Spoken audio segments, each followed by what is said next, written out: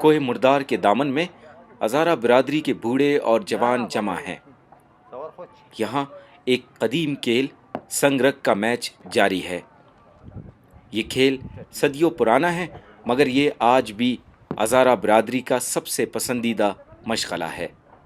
سنگرک فارسی زبان کا لفظ ہے جس کا مطلب پتھر پکڑنا ہے۔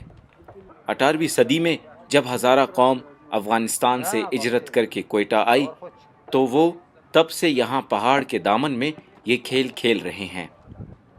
محمد جمعہ نے یہ کھیل اپنے بڑے بزرگوں سے سیکھا۔ ان کے مطابق اس کھیل میں 10 کھلاڑیوں پر مشتمل 2 ٹیمیں ہوتی ہیں۔ یہ کھلاڑی لکڑی کے 4 انچ والے ٹکڑے پر پتھر سے نشانہ بازی کرتے ہیں۔ اگر نشانہ ٹھیک لکڑی پر لگے تو ٹیم کو 2 پوائنٹ ملتے ہیں، اور اگر نشانہ لکڑی کے قریب رہا تو 1 پوائنٹ۔ اس کا فیصلہ ایک منصف یا ریفری کرتا ہے۔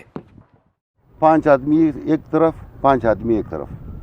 یہ جو ہے نا، وہ جو رکھتے ہیں اس کو بولتے ہیں خرقہ۔ وہ جو لکڑی کے بنا ہوا رکھتا ہے اس کو بولتے ہیں خرقہ۔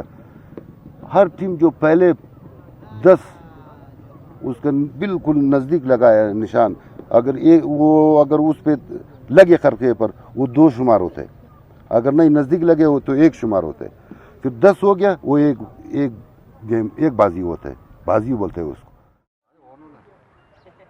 عبدالحکیم 25 سال تک سنگرک کھیلتے رہے۔ وہ اب کھیل تو نہیں سکتے، مگر شام کو سنگرک دیکھنے میدان کا رخ ضرور کرتے ہیں۔